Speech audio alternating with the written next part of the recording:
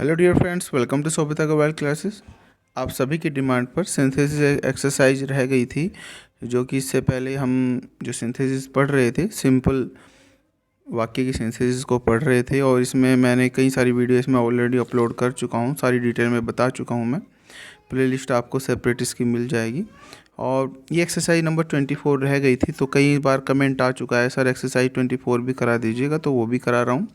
तो जो भी नए व्यूअर्स हैं चैनल को सब्सक्राइब जरूर कर लें, बेल आइकन जरूर प्रेस कर दें, अपने फ्रेंड्स के साथ जरूर शेयर करें। कोई अध्यापक हैं तो वो भी अपने स्टूडेंट्स के साथ जरूर शेयर करें। देखिए, फर्स्ट जो है, Majid cheated Rashid, this was a mean and dishonest action, he was punished for it. देखिए, इस वाले वाक्य को हम पार्टिसिपल का यूज़ करके बनाएंगे।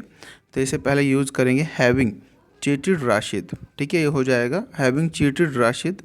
यहाँ पर हैविंग चीटेड राशिद, अब किसने चीट किया है? माजिद ने किया है, तो यहाँ पर हो जाएगा। जिसके बाद फिर यहाँ पर हम कोमा लगा देंगे। उसके बाद हैविंग चीटेड राशिद के बाद कोमा लगाकर ये हो जाएगा माजिद। ही की जगह इसे हटाकर हम यूज कर लेंगे माजिद।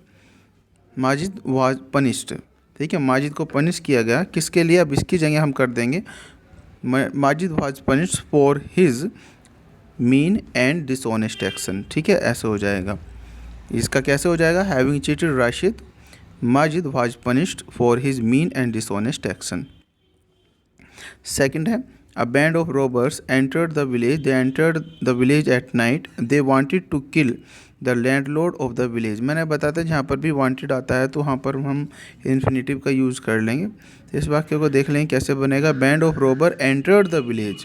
ठीक है, एंटर्ड द विलेज, और यहाँ पर हम यहाँ से उठा लेंगे to kill the landlord of the village. और कब आए थे वो? At night. सिर्फ यहाँ से हम एट नाइट ले लेंगे, तो ये हो जाएगा band of robbers entered the village to kill the landlord of the village at night. Third, they were frightened, they saw a robber on the road, he had a gun. Easy है, वो डरे थे। अगर कहीं पर reason दिखाया जाए किसी भी तरीके का तो वहाँ पर भी आप इन्फिनेटिव यूज करेंगे। दे वर फ्राइटेंड, तो किस चीज़ को लेकर डरे थे? टू सी, यहाँ पर इन्फिनेटिव यूज कर लेंगे। To see a robber on the road, और हैड ए गन, तो यहाँ पर क्या हो जाएगा? विद ए गन, गन के साथ था वो। ठीक है, यहाँ हो जाएगा they were frightened to see a robber on the road with a gun. ठीक है, क्वेश्चन नंबर 4 इसका पार्ट देखते हैं। A young lady fell into the river from a bridge, she cried for help, a young man ran towards her help. अब इस वाले वाक्य में हमें देखना होगा, यहाँ पर अगर आप देखेंगे तो यहाँ पर ए वुमेन सी, तो दोनों का कर्ता एक ही है, लेकिन यहाँ पर जो कर्ता है वो चेंज हो गया है। तो यहाँ पर हमें नॉमिनेटिव एब्सोल्यूट का हम यूज़ कर सकते हैं। ठीक है, यहाँ पर अब फोर्थ जो पार्ट है इसे देखेंगे। अ young lady having fallen down into the river from the bridge, ऐसे हो जाएगा young lady having fallen down into the river from the bridge and crying for help. फिर यहाँ पर कॉमा लगा देंगे, क्राइंग फॉर हेल्प। फिर यहाँ पर आप उसके बाद कॉमा लगाकर आप ये वाक्य ऐसे उतार लेंगे, a young man ran towards her to help. Question 5, Sindbad got up, he looked about everywhere, he could not see his companion। तो यहाँ पर इसे भी हम पार्टिसिपल के यूज़ करके ही बनाएंगे। अगर देखेंगे तो तीनों का कर्ता जो है एक ही है, तो आप पार्टिसिपल का इजीली यूज़ कर सकते हैं। जहाँ पर कर्ता चेंज हो और आपको पार्टिसिपल यूज़ करना है तो वहाँ पर आप नॉमिनेटिव एब्सोल्यूट का यूज़ करेंगे, क्योंकि यहाँ पर सभी के कर्ता एक ही हैं। तो यहीं से यूज़ कर लेंगे हैविंग, हैविंग गोट अप, फिर कोमा लगाकर लुकिंग अबाउट एवरीवेयर, और यहाँ पर ही की जगह, क्योंकि हमें आइडेंटिटी तो नहीं छुपानी है, तो सिंदबाद हो जाएगा। Sinbad could not see his companions. तो यहाँ पर कैसे हो गया? Having goat up, comma looking about everywhere, Sinbad could not see his companion. 6, my young brother died, this gave me a shock, I never recovered from it. तो इसे हम बनाएंगे यहाँ से, आई never recovered from the shock, from the shock of the death of my brother. ठीक है, आई never recovered from, किससे recover नहीं हुआ? शोक। ठीक है, shock, I never recovered from the shock of the death of my brother. मेरे भाई के जो मृत्यु हुई उसके जो शोक लगा मुझे, उससे मैं रिकवर कभी नहीं हो सका, कभी नहीं हुआ। 7, she stood near the bridge for a long time, she did not move, she did not speak. 7 ये हो जाएगा स्टैंडिंग नियर द ब्रिज। अब देखिए यहाँ पर तीनों का कर्ता एक ही है, तो पार्टिसिपल हम यूज़ कर लेंगे ईजिली, ठीक है, नॉमिनेटिव एब्सोल्यूट की ज़रूरत ही नहीं है। तो यहाँ पर हो जाएगा having stood near the bridge. देखिए मैंने आपको बताया था पहला अगर यूज़ करेंगे, अगर दो पार्टिसिपल रेगुलर यूज़ करने हैं लगातार, पहला आप यूज़ करेंगे परफेक्ट पार्टिसिपल में, दूसरा प्रेजेंट पार्टिसिपल में, ठीक है। तो having stood near the bridge for a long time,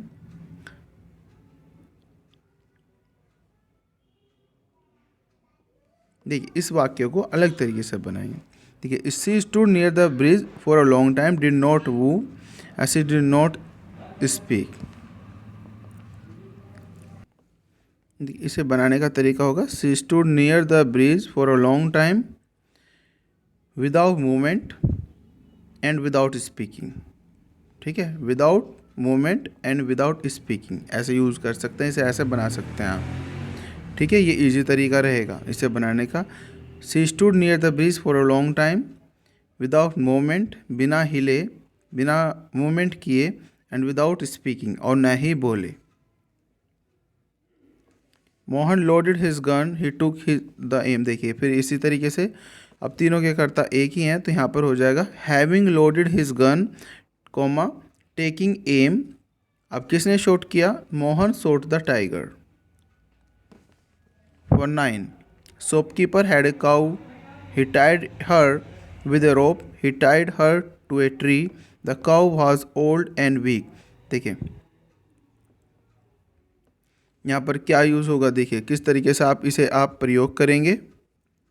देखिए ये हो जाएगा शॉपकीपर को ले लेंगे हम यहाँ से, शॉपकीपर टाइड बांधा, हर, अब हर तो यहाँ पर नहीं होगा, शॉपकीपर मेल दिखाया हुआ तो यहाँ पर हिज यूज कर लेंगे। Shopkeeper tied his weak and old cow, ठीक है, अपनी वीक एंड ओल्ड काउ। अब हेड को भी यहाँ पर हट गया, यहाँ पर हेड को भी ज़रूरत नहीं होगी, ओल्ड एंड वीक भी यहाँ से निकल गया, काउ यहाँ से आ गया। शॉपकीपर टाइड, ये भी वाक्य पूरा हो गया। Shopkeeper tied his old and weak cow, ठीक है, टू ए ट्री, किससे बांधा? To a tree, to a tree, और किससे? विद ए रोप, ऐसे हो जाएगा विद ए रोप, ठीक है। कैसे? Shopkeeper tied his old and weak cow to a tree with a rope. 10 I was returning home, I saw a man, he was lying by the roadside, he was covered with a blanket। यहाँ पर हो जाएगा returning home, I saw a man, या ऐसे भी कह सकते हैं while returning home I saw a man, फिर यहाँ पर कोमा लगा देंगे आप, फिर यहाँ से सिर्फ यहाँ से ये पार्ट लेंगे, lying by the road side, ठीक है, lying by the road side and covered with A blanket, फिर यहाँ से कोमा लगा कर कवर्ड विद ए ब्लैंकेट, ये ऐसे भी लग सकते हैं, and covered with A blanket. 11 अब यहाँ पर आप यूज़ करेंगे केस इन अपोजिशन का। अकबर के बाद कोमा लगा देंगे इसे हटाकर, the son of Humayun defeated Hemu, और कहाँ पर? In the battle of Panipat in 1556। Akbar comma the son of Humayun defeated Hemu in the battle of Panipat in 1556 sorry. अब लास्ट है, ये देख लेते हैं। पंडित नेहरू, फिर इसी तरीके से हम केस इन अपोजिशन का यूज़ करेंगे। Pandit Nehru comma a great patriot comma a good speaker became the first prime minister of India, ठीक है, became the first prime minister of India. अब यहाँ पर हम यूज़ करेंगे आफ्टर, ठीक है, after freedom of India on 15 August 1947।